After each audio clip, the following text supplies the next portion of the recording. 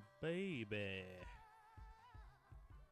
Folks, I am here with none other than Cliff. Cliff, I'm gonna ask you how to Hey, pronounce your last name first before I even try. I'm gonna.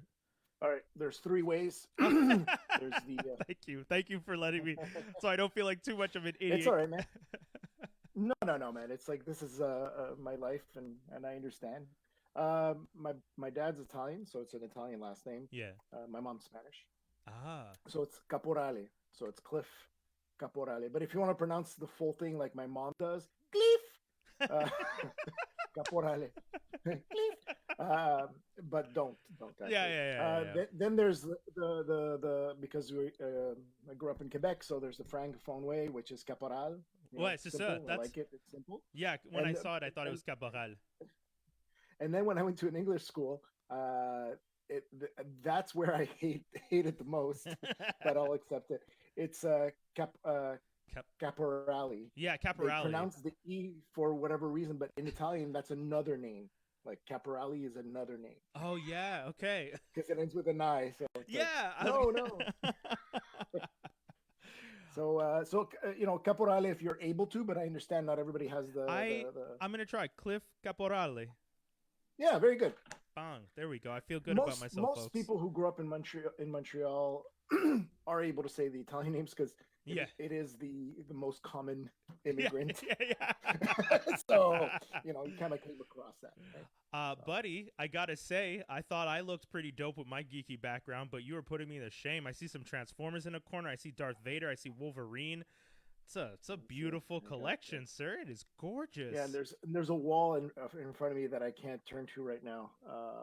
It's my like I have some classic Transformers, and I brought them to my office at work office. This is Yeah. my home office, and excuse me, uh, it's all G1 stuff, like Dope. original stuff. I don't have a lot. It's stuff that I would find at conventions that are inexpensive. I Yeah. don't like paying a lot of money for stuff, That's fair. so That's fair. It's a smart you way to know. live about it. Uh, it's if I come across it, it's reasonable. I get it. I have some Beast Wars stuff. Yeah. Uh, Definitely some Wolverine stuff over here. A lot Oh. of Wolverine. That's my collection started. Oh, Um, dope. Okay. some, some some weird Dark Vaders, some Megatrons. A lot. I don't know if you can see from up there, but anyway, there's a huge amount of Optimus Primes and Yeah, I Primals. saw on the top left over there. Yeah, I was seeing. Yeah. and then they have the weird little minifigs and collector figs and things like that that don't fit anywhere. I used to have a lot more, and I got rid of about a year, 10 years ago maybe. Mm. I got rid of like a huge section of my Star Wars toys, like 3 3/4 inch. Oh It's wow. just I love Star Wars, but it just gets to be too much. There's too Yeah. much. There's not enough space. And yeah, sure, I can try to put it in the rest of the house, but then Yeah, the partners get a little annoyed. I mean, yeah, well, I was looking at something recently, and I think they said something along the lines of like 17,000 action figures, or it's 17,000 different characters that have been created over all the different years, and so of that, Star Wars. yeah, some insane That's number. insane. At first I thought that number didn't make sense, and then I thought about it for a second. I was just like, well, if you start thinking of all the books, all the games, all the different films, all the different like connections in the films, all the different like board games and small little mini series things and comic books, and I was just like, 17,000 is probably an easy number to hit when you have everything combined at some point. Yeah, Yeah, yeah. so Hold on, I'm gonna hit a watch party on the. I just found it on the thing dope. here. So how do I click watch party? There you go. Watch Join party. us if you are at home. Watch us in the party lounge. That's what I'm telling everybody. Oh, It's not really a party lounge, but it could be. If you guys make it a party lounge, it'll be a party lounge. But yeah, Cliff, how you doing, man? How is life? How was considering the situation that we're in? I know it's not easy for everyone, but how are you feeling, man? I'm really sorry. I have a dry throat. No worries, man. Uh, it's it's a little stir crazy, but Yeah. I've had some experience of working from home for the last couple of years, Mm. and then we only got an office for Comic Con and some of the businesses my bosses run Hmm.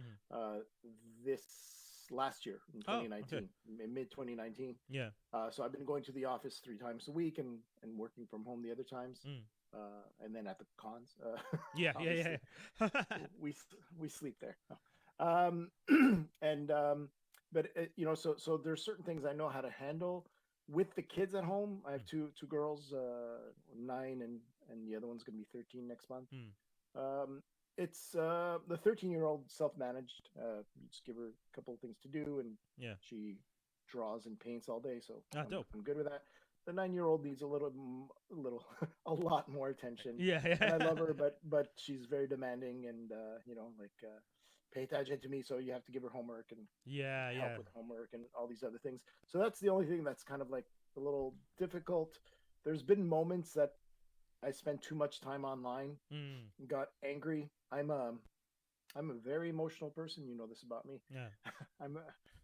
So sometimes I get riled up by what I read, and Yeah. if I've been on there too long, I get a little carried away, Yeah. and I get into arguments that I shouldn't get into for a grown man to realize. Yeah, Uh, I so at agree. the beginning, yeah, go ahead. I definitely understand that feeling though, because it is pretty hard to ignore some of the just the illogical things and just completely wild things that people are saying online these days, and I could see that being harder Yeah, to, because that's the other thing, you're at home, right? So you're trying not to just think about it, but at the same time you're at home, there's not much else to do, you're online, and you just keep seeing people repeating these like false ideas or false information. yeah. So, How do I do this? Oh, did I start the share? No, I didn't start the share. Share.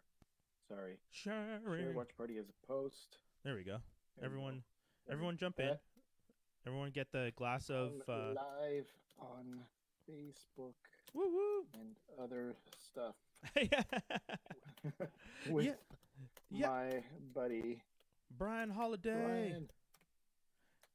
I am loving this ability to now do it on all the platforms. That's one of the things I'm really excited about. Like right now, I'm on Twitter, and it's kind of just cool to imagine that I'm live streaming on Twitter because I never really live stream on Twitter before. The other day when Yeah. I did it for the first time and tested it, it worked and people were able to watch it. And I've done Twitch before, so that wasn't anything new. The YouTube is also exciting because I'm trying to build up that channel and I've been having to upload the content every time, which takes a lot of time. But now with the live stream, it'll just be there, so I won't have much other adding to do. The only thing is it won't have your name all nice at the bottom like I usually do, which is something I've been No. adding to a lot of them. But people know who you are. You're pretty Yeah. dope. Eventually, you'll get there, and Yeah, you know yeah. Step we'll by adapt to step, technology. kids. One day at a time. Exactly. But yeah, so being a parent to two kids during a pandemic is probably very interesting. Um, Yeah. what was it like? Well, how old were you when the ice storm hit in '98? Oh my God. 97. No. 97, Was it 98? What? 97? Yeah. 97? Yeah. December to January. Yeah. 97, 98. Uh, I was what 20. I don't know. Hmm. Uh, 20 something? mid 20s. Okay. That's 25, 26, around Okay. there. So I remember it. I had some friends that I invited over to stay with me. They didn't come, but it's like, I saw remember, hey, it's bad in LaSalle or wherever Yeah. it was, and I think it was LaSalle was pretty bad. No, I there's some areas that were worse than others. So Yeah, I was only 15 at the time, and I just remember because I was off from school at the time. So I know that a lot of people have been comparing the like what what it was like to be a child in that time and how they remember it and what they expect their kids to be feeling right now. Because I imagine for a 9-year-old, it's kind of like, oh, I can't go to school. I have to stay home. I'm doing a little bit of homework, or a lot of homework, what the case may be. Everyone's wearing a yeah, mask. And just the energy is like dad and mom are always home, and that's such an interesting different world, right, for a kid, especially since kids get so it used to is. routine. I think, yeah, I mean, the lack of routine is we've been trying to create it, Mm, but at the same time, kids are very adaptive. At yeah, least my kids. I true. can't speak for everybody, but I think in general. Mm, Um, uh, so when we've set guidelines and what to do when, especially when you go outside and leave, yeah. the first couple of weeks was super stressful because you're trying to get into a new habit of stay away from people. Yeah, yeah, You know, yeah, it's like yeah. Zombie apocalypse everywhere. Don't touch anything. Exactly. Don't touch Yeah. it. Like, and then at the beginning, especially, you were seeing a lot of people not being respectful to the Oh social God. Yeah. distancing. Seriously. So it's kind of like, I teach my kids, hey, listen, everybody, not everybody, but a lot of people out there don't care about you. It's Yeah. like you got to protect yourself and other people that you care about. So just keep those things in mind. So yeah, it was a it's a new thing, and every time we went out and we try to avoid the scary stories and Yeah. tell them more or less what's happening. Um, you know, excuse me. So I guess we adjusted, and now with Yeah. knowing that there's no school, that's also the big thing in not knowing what Yeah. to expect. Yes. It's Yes. like school, no school, school, no school. So that's much more comfortable knowing Yeah. that there's not going to be school, and that we are going to continue with the homework and doing other things for the next month. And Were you on the verge of sending the kids back if the schools did reopen? yeah, Okay. we were, because we looked at what the school board was going to put in Oh, the place. steps. Yeah, that's fair. Uh, yeah, I mean, we analyzed. We also realized not a lot of people are going to send their kids back to Yeah. school, Yeah. so we knew that there was going to be a lot less. Yeah. And I mean, I'm in the South Shore. Mm. I'm in St. Bruno, so it's the Riverside School Board, and they were, we weren't going to send her to major classes. That's what we realized, because if it was going to be ridiculously like 80% or 100% of the people send their kids back, Yeah. then that would have been a problem, because they would have had to send her to a different school Oh, okay. without her friends. So Okay. that Yeah. we would have said no. There's no point. Yeah. Yeah. Yeah. It's like, why bus her? No, I would have had to drive her. Oh boy. So Yeah, yeah. I feel like this whole situation. I mean, Quebec has been doing its best, and I think they've been managing the situation a lot better than some have been doing in the Well, world. No names. I don't want to, but I think we can all say where we've seen some flaws in the approach. Uh, yeah, just a few, just a smidge. just a few. But yeah, and I mean the situation has been really interesting. For like on my end, I have my mom, my sister. My sister has special needs, so in her case, it's kind of the explanation of like you have to wear a mask when you go out. I haven't gotten to see her much at all actually since before March 13th, which was really unfortunate for me. And my mom asked me to speak with her just to remind her that you need to wear a mask and stuff like that. So there's just that sense of like for people that like the people who are the most susceptible to the virus are like the elderly, the immunocompromised, and then there are just those who may not understand the situation in greater detail and like kids and stuff like that. And then I mean I'm not a parent, so hats off to you because I know that I can imagine the situation is. I understand when parents have kids, the kids become the priority. So that's feeling I have of protection for myself and my partner, who's not here. She's a nurse, so I already feel that. Oh boy. Yeah, I feel that's freak out every time she has to go into work. But that feeling when you're a parent comes secondary, right? It's like the kids become the priority of protection. So that hats off to you guys because I can only imagine this situation has been interesting, new, and somewhat stressful for all of you guys as parents out there. Yeah.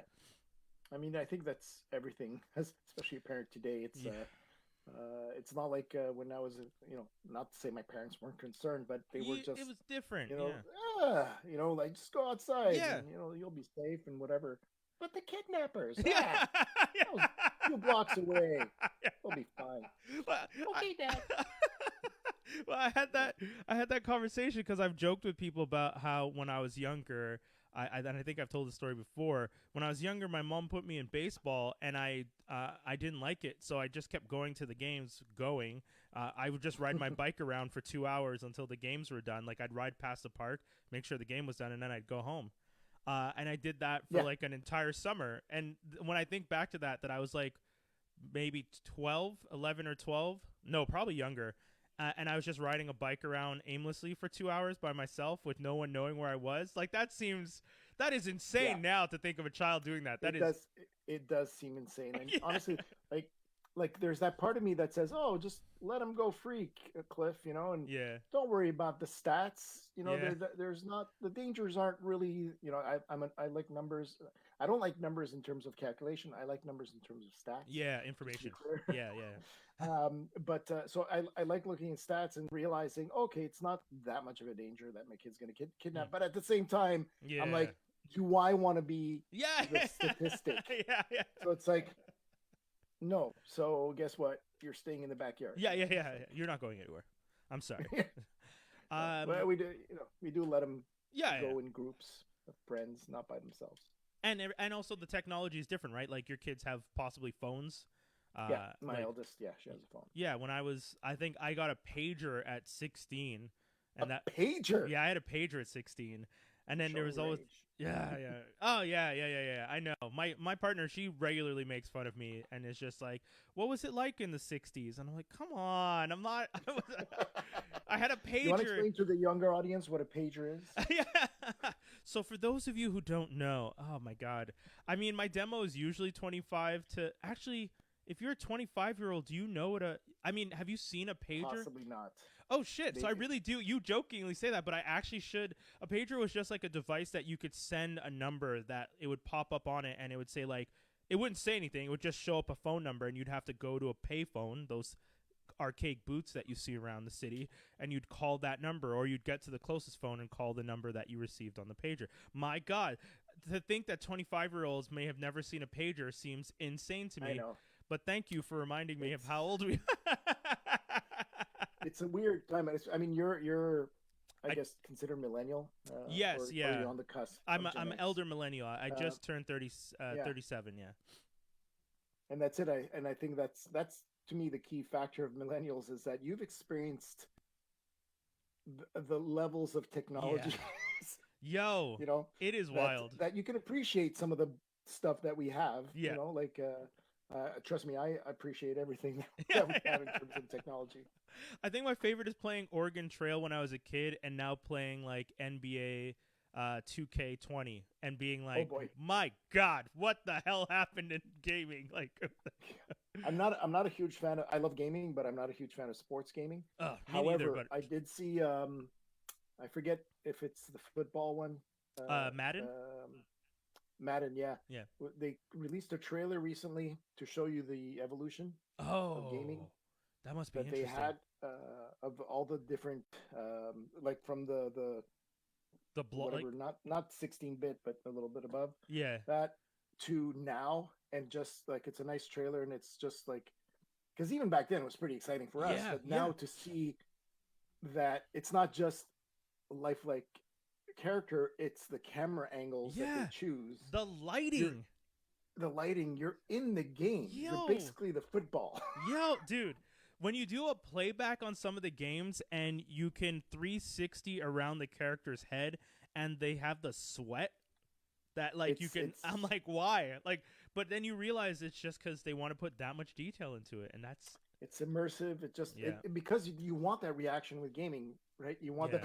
That's so good. It's like I just finished. I mean, it's an older game now, but Far Cry Primal. Oh, cool. Okay. And I saw a trailer for that for the first time. I'm not a big gamer myself, so again, but yeah, I just saw that. Yeah. It's and the level of detail. I mean, now it's even more with the New Dawn. I think was the last one that they had, and Assassin's Creed Odyssey from the same company. Yeah, the details are insane, and the camera angles that you can get, and also, I mean, as you were saying, the lighting. Yeah. There's a lighting that in Odyssey that when you go into a cave, right, it's like it switches from light to dark, but then when you come out of the cave. You know that sun glare? Yeah. And your eyes getting kind of blistered by the sun. Yeah. As you're coming in. Yeah. You get that effect on the screen. Jesus. Which is bananas. You know, it's like you're like, So it's... That is, We're super lucky. Being immersed is definitely, they've stepped that up in a way that I as a kid I couldn't have even imagined. Probably, you Yeah. kind of just every time they up the quality on games, I was always just like, this is really cool. And my dad was telling me when I was a kid, like, oh, when the Super Nintendo came out and it was 16, my dad was just like, when by the time you're my age, they're gonna be looking like us on the screen. And I remember thinking, this man is crazy. And now I'm like, this man was a genius. I wonder what else he knows is coming down the pipe. I should milk him for information. Tell me more, mister. What about these iPhones you saw in the 1950s? Like, I know, right? my dad was secretly into DeLorean and had the book. Yeah. Do your kids are your kids into collecting too when they see that dad has this amazing collection and I mean, their kids. I mean, the youngest just likes. Yeah, I was gonna say she likes her toys, but she has these Beanie Boos. Is that what they're called? Beanie Boos. oh, I don't Beanie. new toys for They're kids. they're little plush toys with giant eyes. They're super cute. Oh yeah, I've seen And those. my daughter gets all the versions and Oh, that's as many cute. as every time we go to a store, and she's like, "I have $10." Okay, let's Yeah. get one. Oh, my. So Oh, so in that sense, she collects, and I made shelves for them. that's awesome. My oldest, she's not that much. I mean, she got herself. She likes what's the K-pop band? Oh, BTS. BTS. Yeah. So she got the a couple of the figures and some Oh, cool. pop toys too, so that she has them on her shelf. It's not a really, it's just. Yeah. Is it collecting? I mean, it's a teenager liking stuff that Yeah, she likes. I was gonna say appreciation for and it. appreciation for it. She spends most of her time making her own art and everything right now, which is Yeah. I'm thrilled. You mentioned You that know, at the beginning. Do we have a young comic book artist in the making, or? well, I don't know what if it's going to be comic book artist. I mean, she obviously I mean, she likes manga. Okay, dope. That's awesome. And things like that. That style. I mean, it's also very much of the generation. They're very Mm-hmm. much the anime Yeah. and the manga is much more prevalent for them, even though big Marvel Universe fans. But um, uh, I don't know. I mean, I'm gonna guide her to wherever she wants to go. Right now, I just want her to um, enjoy herself Mm. and make sure that she fulfills her passions and uh, you know Be a supportive dad. give her the encouragement that I didn't necessarily get. And by the way, I'm not criticizing my parents. I mean, Mm. it's just that they're Different era. immigrant parents, a different era, Yeah. Yeah. immigrant parents from that came post World War II Mm. that were like, you're gonna do this and make Yeah. money. It's like, Yeah. and you know, it was tough for my dad wanted to be a musician and artist, and he couldn't Mm. because of the climate that he lived in. And Yeah. so the thing is that when he saw me repeating those things and it's like that, those passions, he instead of encouraging me, he insulted me Mm. to discourage me. Yeah. He doesn't remember, but But I mean, I've heard that before from other people, and it's always that kind of tightrope of like, well, it was for love though, right? Like yeah, it was just protection because I've gone through this, and I don't want you to feel of what I course, felt when, and that's always such a like there because I know some people who get so bitter about it, and then I know some people who genuinely appreciate it because they see it for what it was, and that to me seems like such a important part of it. yeah, yeah. But it's like it's funny because almost 20 years ago, Mm.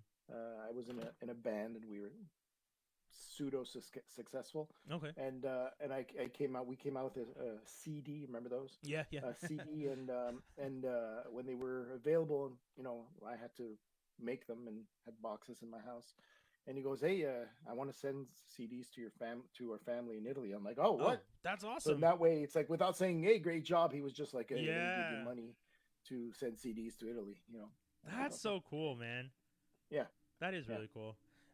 Yeah. You guys have been doing an amazing job over at Montreal Comiccon and spreading that into Ottawa, Quebec, Laval, and is there another one I'm missing? I feel like there's another one. What's the last one? Winnipeg." That's it. Okay. Yeah, you guys. So I remember seeing Winnipeg, and I remember thinking, like, when I think Quebec City, Ottawa, Laval, Montreal, Winnipeg is not the first place I would have thought you guys were jumping to. Are you it's allowed to give it, me a little more detail on how that came to be for the next jump? yeah, Absolutely. So, I mean, obviously, we started in Montreal. Mm. As you know, you probably went to the smaller shows. Yes. We probably, like, without knowing each other, we probably rubbed Oh, shoulders regularly, because I'm I was a sure. fan before before working. Sorry. And what is it? So, for Montreal, we had contacts in Ottawa. One of the uh, creators Creators, of yeah. Ottawa Founders, is in whatever. Ottawa. Well, co-founders, thank you, Yeah. is in Ottawa. So that was logical.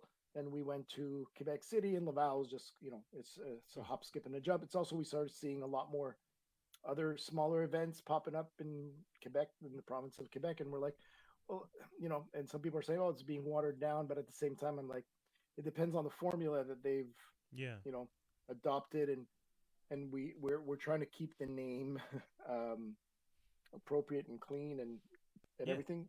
Uh, Technically, we have legal rights to use the name Comic Con because we went through San Diego Comic Con. Oh, yeah. I want to talk about Um, that after because I remember you and I had that conversation at one point. yeah, and so then we obviously we had looked at other places in Canada to expand, Mm-hmm. right? But we're not going to jump in Toronto. Mm. There's our friends are there. Yeah. They run Fan Expo and Toronto Comic Con. Yeah.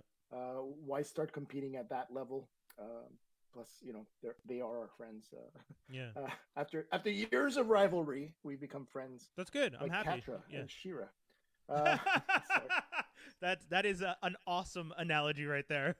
yeah, and and now what is it? Yeah, so Winnipeg. What happened was that there was a convention that was there. We didn't want to go to a place where there were conventions and Mm. then start trying to, like, hey, look at the foreigners trying to ruin Yeah. the environment.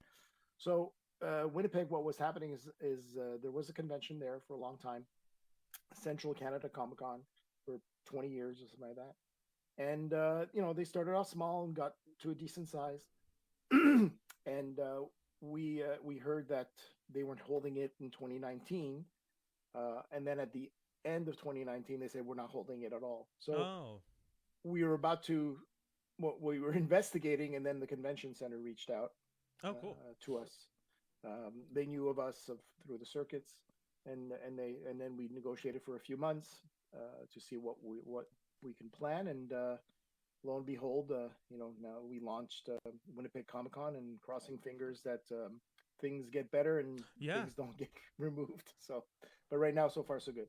Dude, that is really awesome. I'm really excited that you guys are expanding. I do remember seeing the Winnipeg and being like, that is again not expected, but I'm so excited for it because the Montreal Comic Con brand as it is has been doing so well, and like you said, we both have gone for years and years. I remember when it was at Place Bonaventure. For those of you outside of Montreal, Montreal has in the downtown area has Bonaventure Center and the Palais des Congrès. I don't know what Palais des Congrès name is in English. It's in English. It's Montreal Convention Center. Oh, interesting. Yeah. So Montreal Convention Center, and those are two big convention centers. And when I remember when you guys made the move from the Bonaventure to the Montreal Convention Center, that was a big deal. I remember thinking that first time, I was just like, "Wow, that's big!" Like, because you always hear about how the Montreal Convention Center, Palais des Congrès, is considered one of the bigger places and multi-tier floors and all that fandangle, jazzle, was whatever. Um, so I was really excited Yeah, for it, it's very, and you guys moved into it smoothly. Like you guys really made it your own. So yeah. I mean, it was a big movie. That was the year in 2011 I was consultant with the whole Stan Lee thing, oh yeah, and yeah. then I was asked to join the guest department. I didn't want to because I wanted to meet Stanley, uh, That's awesome. and because I know that it's not going to happen. Because I used to my my convention background is I used to volunteer for 2 years at Otakuthon. Oh, dope. Okay. I'm not the most knowledgeable person in anime and manga, Mm-hmm. but they needed somebody in the comic book department because they were getting uh, regular comics, Yeah. North American comics that we're used to. So they needed somebody to work in that department, the guest department, and I did that for a bit, and also managed the guest room Okay. where you bring the guests and just basically kick the staff out. It's like, okay, hey, Yeah. guests are here, get Yeah. don't lie on the floor. It's like, don't eat your lunch here. Things like that. I mean, you're dealing with volunteers, and you had people that were out of school and professional and everything like that. But Yeah. then you also had people that were still in high school and still in early college, and Yeah. And were they not just love the necessarily the culture. most, you know, Yeah. Not the most, and not. presentable Yeah, to yeah. guests. Which is fair, So and it happens. it happens. Yeah. And then from there, um, the I heard that Stanley was coming to Montreal Comiccon, and I Yeah. wrote a whole because you want to hear my. I don't know if I told you my whole story. No. Tell. Wait. Hit me. That's the whole point of this podcast, man. You got 5 hours. Yeah.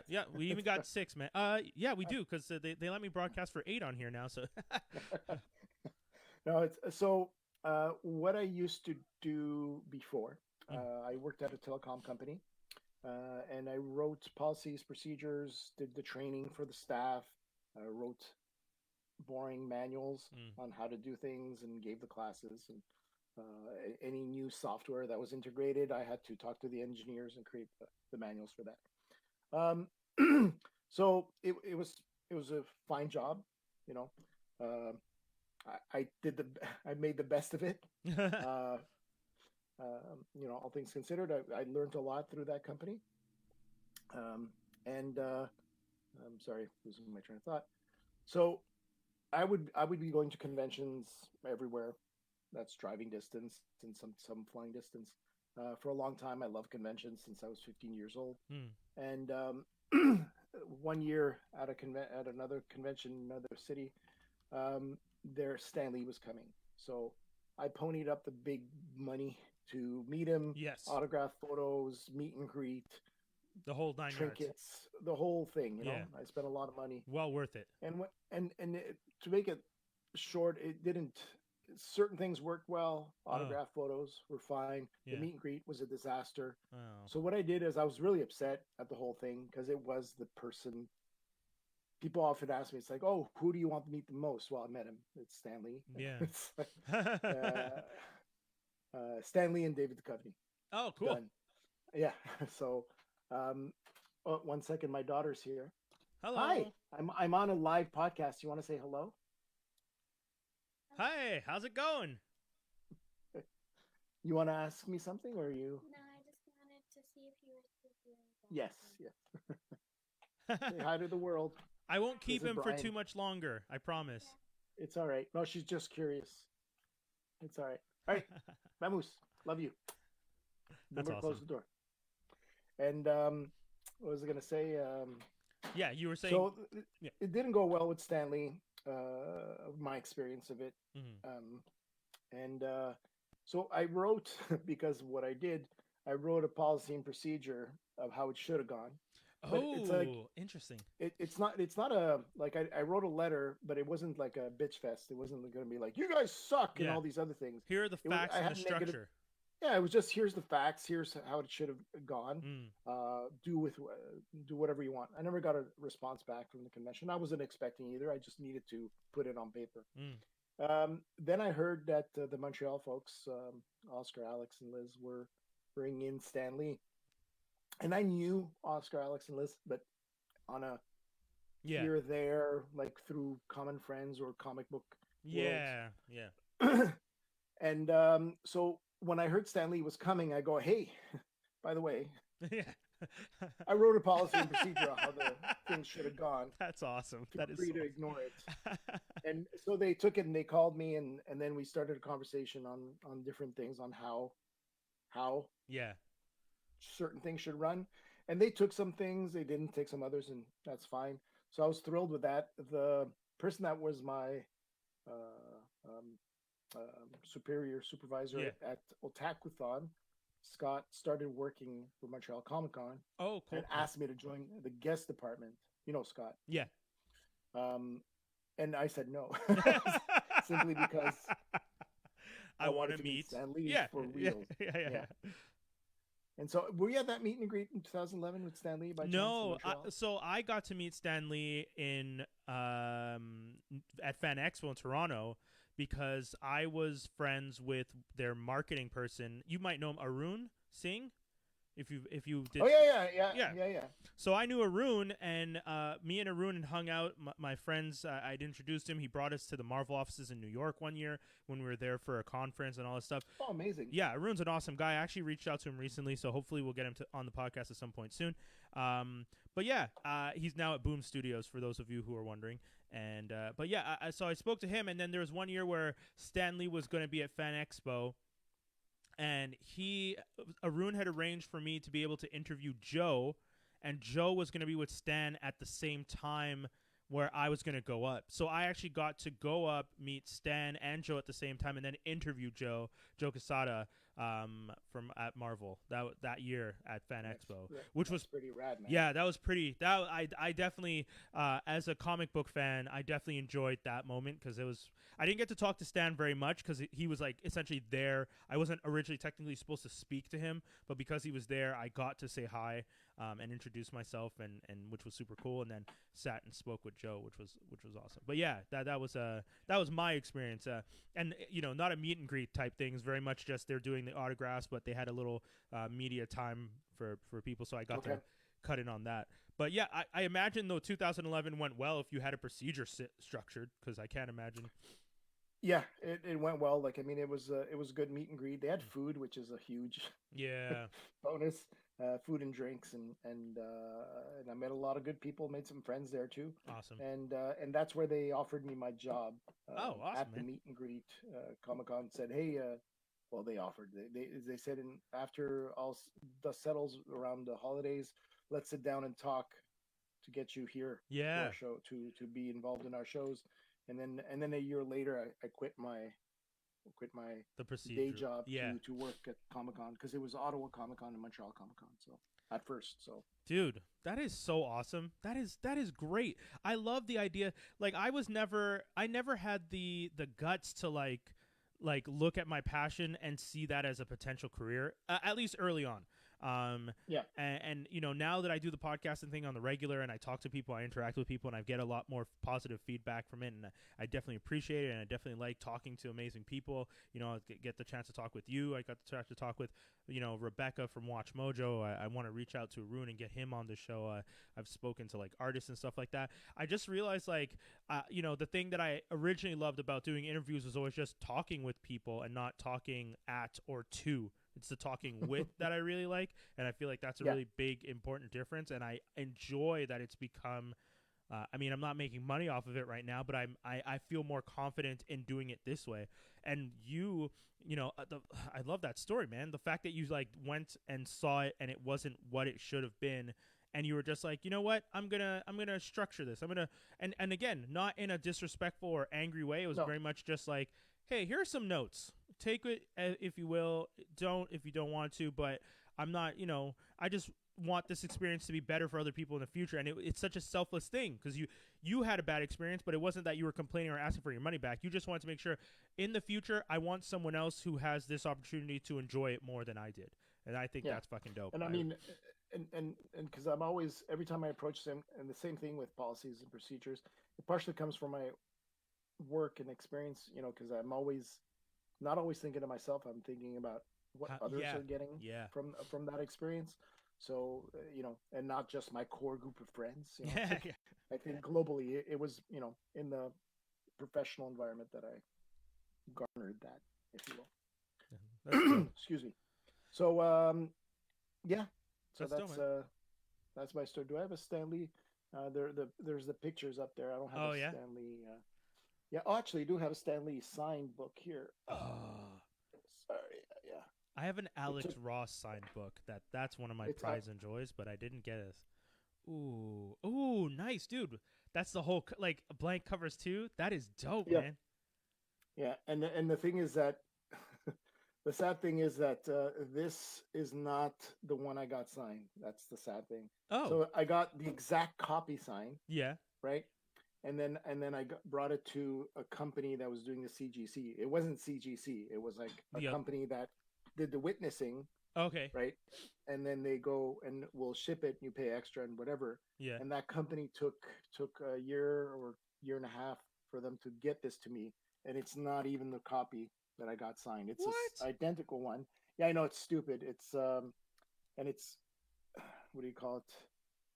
How could? And it tells me the date. Signed on Stanley on April 22nd, 2012, And you're like, and it was actually signed in 2000. It took 2 years.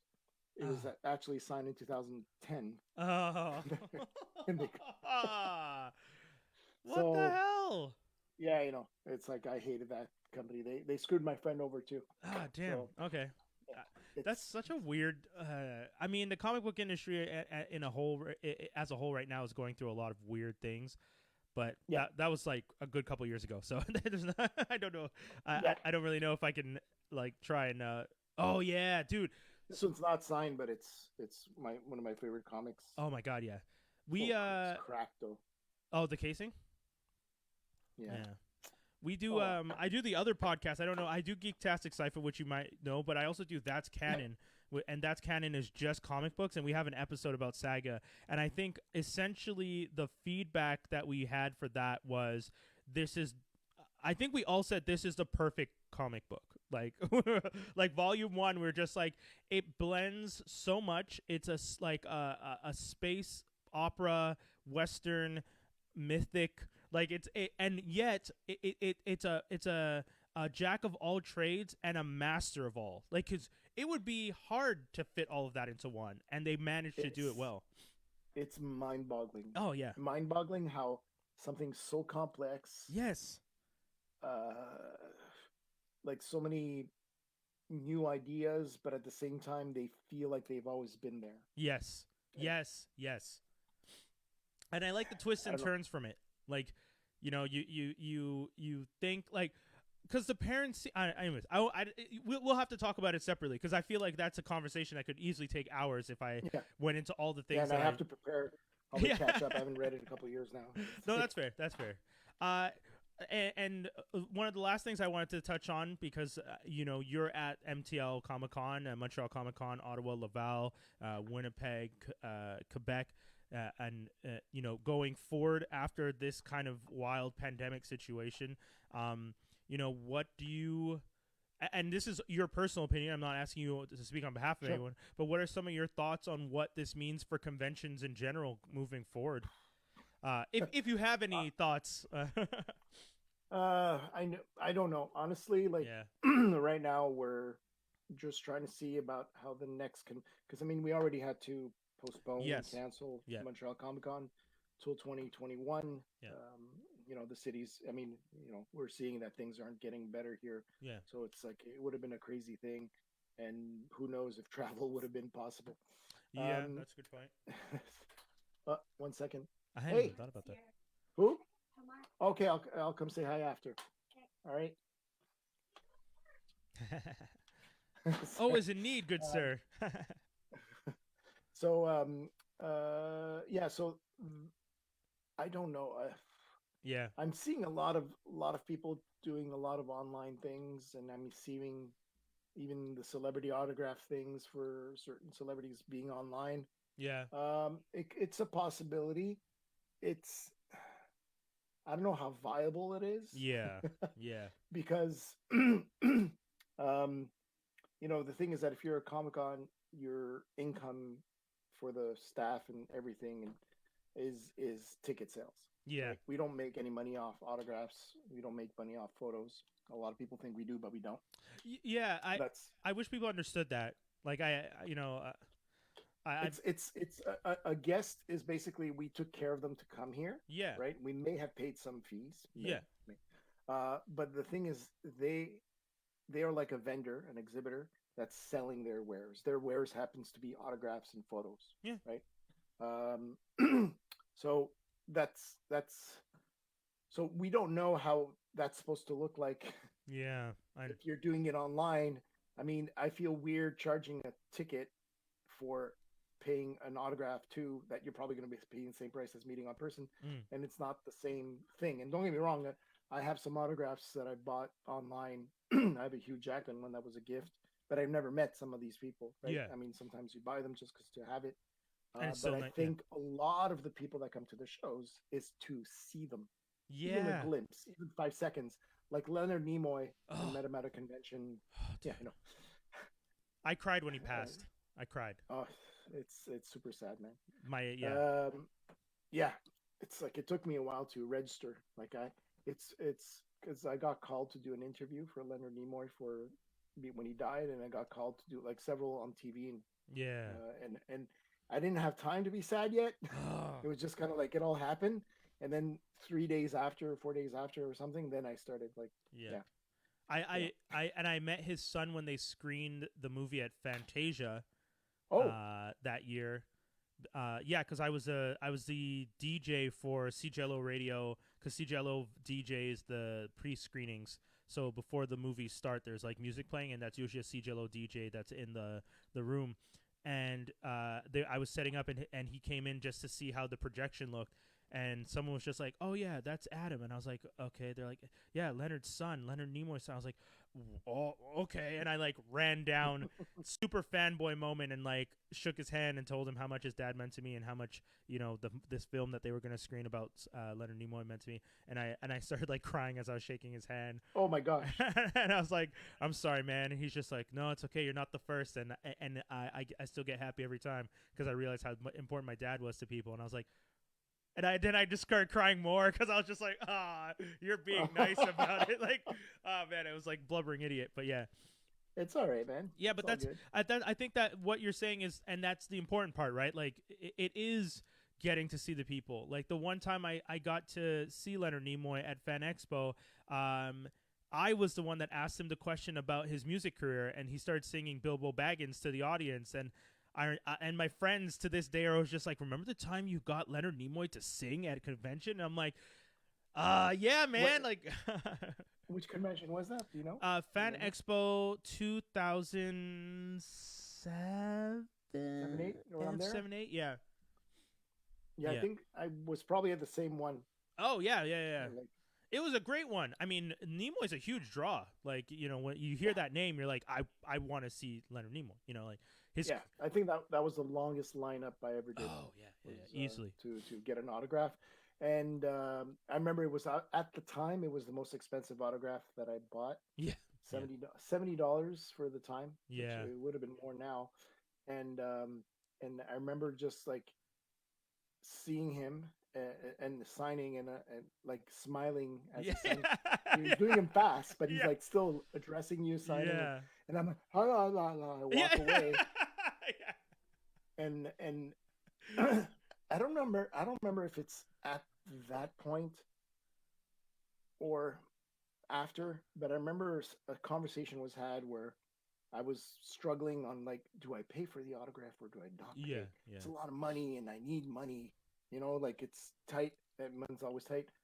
And then somebody says, what are you going to miss more in like 10, 20, 30 years? The money or just the fact that you didn't get to meet him? Ooh, well said. Well said. And I'm like, yeah. That's fair. Because I mean, don't get me wrong, we need money, Of course. to survive and all these other Yeah. things, but at the same time, we're alive, Yeah. and we need to somewhat enjoy ourselves. I'm not saying go ahead and Yeah. start Be reasonable, but you but can at the treat same yourself. time, it's, Yeah. so yeah. So I'm very happy I got to see him briefly. Took a picture with him. Was it the same year? Yeah, it was the same. I'm looking at a picture. Same year as Bruce Campbell. Oh, okay. Okay, yeah. Yeah. Dude, that's dope. Like if, Yeah. Man, conventions. I mean, yeah, hats off to you guys, the team at Montreal Comiccon, the Comic-Con. Oh, super quick. Yes, the thing about the name and San Diego and all that jazz. So, yes, I never knew that San Diego Comic-Con had the rights to the name Comic-Con, cuz I always thought like Comic-Con is essentially a portmanteau. It's it's comic and convention, like a shortened term for convention. So I didn't know. I mean, I guess it makes sense that you can trademark it. They registered. And, Yeah. They trademarked it, and first in the U.S. and then in Canada. Interesting. Okay. And so when we went to take care of our stuff, we found that out that existed. So we sat down with them, and we just had to make sure that we follow certain guidelines, which Okay. we had been following. Okay. Basically be good to attendees, to exhibitors, to guests. Yeah. Treat everybody Yeah. well, right? Because that's the reason why they registered the name, is because there were lots of Comic Cons in different places, and they are the ones that carry the name through media and everything. Yeah. So if you have a negative experience in Oh. some small town or whatever, Yeah. and they say, "Oh, I went to Roxley Comic Con." I don't know, it's a Yeah. made up Yeah. city. Yeah. And then it's like, "Oh, they were jerks," and then people would complain to San Diego because that's the Interesting. or the exhibitors or the celebrities or whatever. So that's why they Dude, did that. Yeah, that is very interesting because like that when I used to help teach a youth program for broadcast, and I was the one who taught the branding segment of it. And one of the first things I always said was, whenever you figure out or decide what the name is and how you want to brand something, try and lock it down everywhere as quickly as possible. Anytime a new social media comes out, just create the account, even if you don't use it, just to lock down the name yeah, so that someone else can't go around and misrepresent based on your name. And I never, that's fact, that makes perfect sense for what Comic-Con was doing. That's yeah. true. I didn't think about that. I mean, they were pretty nice and cordial, and it's like Yeah. at first we thought we were gonna have to deal with a lot of bad things, Yeah. but no, they were just like they're convention convention organizers that really care Cool. about their product. That's awesome. And what they bring in, and I mean they have the biggest advantage though out of every convention because they don't pay for their celebrities. So. Oh, interesting. Yeah, I mean, it's I don't Montreal or Calgary or yeah, Toronto or Dallas. We have to pay for the celebrities to come and and stay and they yeah. charge for autographs and photos and stay. We take care of that 100%. Mhm. Sometimes with their families, sometimes with their agents. Oh, cool. Okay. Yeah. San Diego is technically an exclusive comic book convention in terms of where their money Yeah. goes is invested in comic book artists, retailers, and all the like. Okay. The celebrities, it's they have giant exhibitors like Warner Brothers and Walt Disney Oh, and they bring and them. others. They basically rent a giant booth, right? Yeah. And they bring in the celebrities. And it all started with this movie came out in 77, Star Star Wars. Wars. Yeah, Star yeah. Wars, you heard of it? Yeah, the Jedi's, Yes. Yeah. Some people in the desert. I don't know. Yeah. So anyways, they brought the props to San Diego Hot damn. in 76, 77, around there. Yeah. And then that opened the Hollywood is next door to San Diego, and they would just bring in bit by bit every year a little bit more. Different studios would bring in more things to show, and they realized, oh, that's the audience. Yeah. That's who we're selling tickets to. Yeah. So they would they started off with a couple thousand people, and now they're at 130,000 this is ridiculous. a year, and that's sold out. I mean, not this year. Yeah. But man. Crazy. So it's the studios, because a lot of people see the guest lists at those places and they're like, "Can you bring the whole cast of Game of Thrones?" Yeah. And I'm like, I wish, but yeah. that's like 17 first-class flights from the UK. Hot damn. I'm not entirely sure we're gonna do that. Man, it's like that's hilarious. That's like crazy. Your ticket prices are gonna have to go up. Well, it's like, we could do that. Are you willing to pay $300 for a one-day ticket? That's the thing, right? Yeah. Because the thing is, if you look at other conventions, like not pop culture conventions, but conventions like professional conventions, the conventions are expensive things to run when you're bringing in speakers and all these other things. So they put up the price of their ticket reflects that, so that you will pay $300 to $1,000 for a ticket, but then it's because you're paying, for, I'm just going to use them as an example, Obama to come speak at your event. Yeah. And that costs money. Yeah, of course, yeah, and the security, let alone for someone like Obama. Oh, God. But that's a Can't perfect even imagine. example. Like whenever the added cost based on the name has to be reflected somewhere, and if they want to have this person speak and they want to do the convention, and they, in most cases, like you were saying, the idea is not necessarily to make all that much money. You're trying to put on a good event and make the money to cover the cost of the staff and whatnot. So, and the convention center. You want to hear a funny story? First, I'm just going to preamble is like the majority of the guests, majority of the celebrity guests are genuinely nice. Yeah. Okay. There's the jerks they're few and far between. We ignore them. We're not going to talk about them, but genuinely most of the guests are very. Sometimes though, you talk to an agent, and I'm not going to say who this is. Okay. But there was an agent I dealt with last year or 2 years ago. Time is lost on me now. Yeah. And they had a client that was new. He was new to the conventions, the agent. Okay. And their client was new, but starting to be in demand for appearances. Okay. Now, normally when you book a guest, you're going to be your flight, the driving to the airports, back and forth the airports, the hotels, some per diems, and maybe an agent or somebody to accompany them. If it's a big name guest, they're probably gonna bring a friend. Yeah. Because they can. Yeah, exactly. Like, they're posse. Now this person was like an up and coming name. Okay.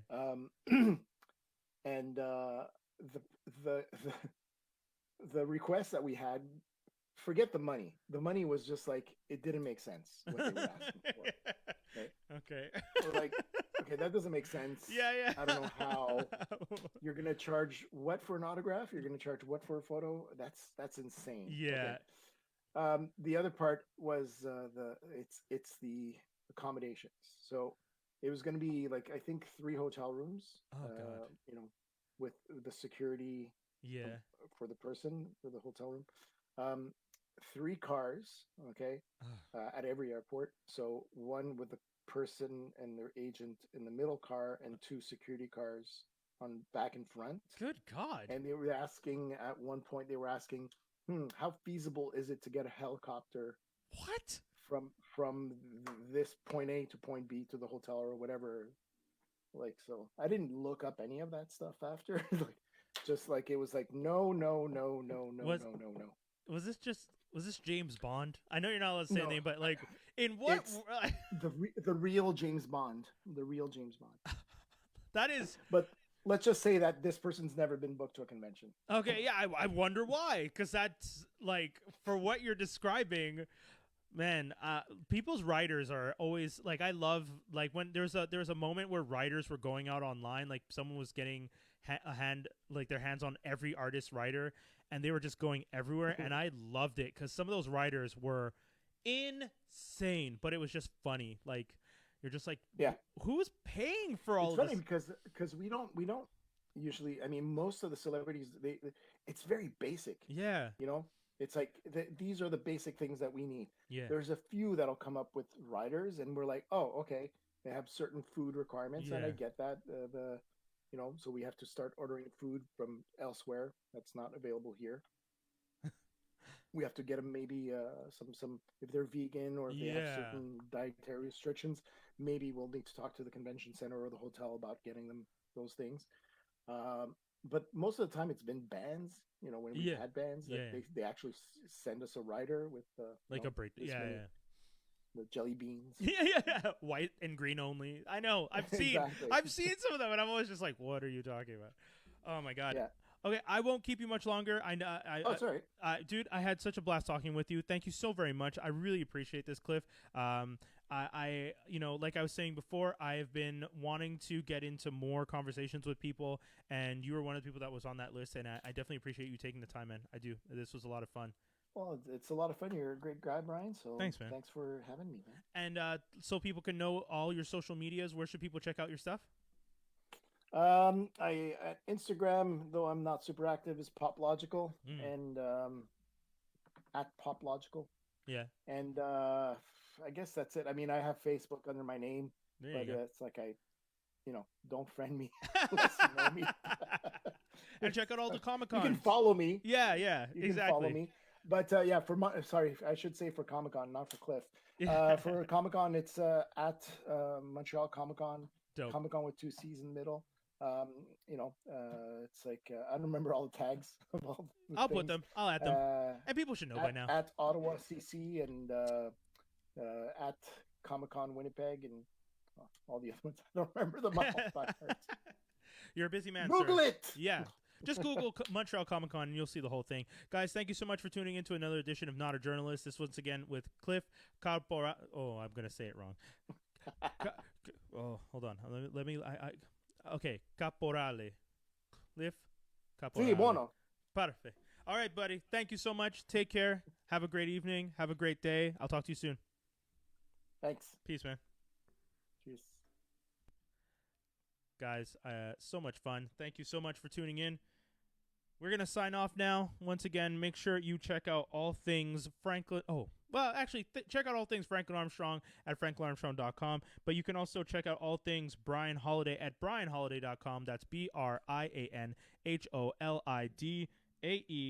And if you're interested in supporting this podcast, please consider buying me a coffee. It's ko-fi.com/Brian Holidae. Peace, everybody.